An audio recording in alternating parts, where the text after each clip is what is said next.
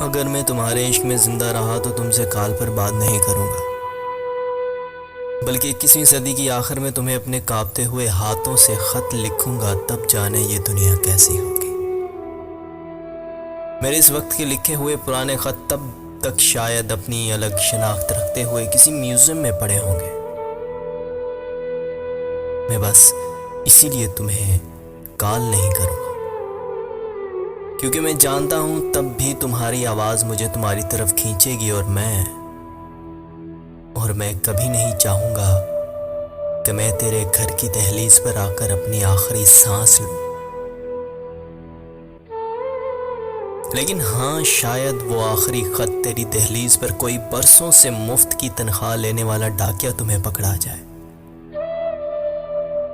تم اسے کھول کر پڑھنے کی ہی جسارت مت کرنا،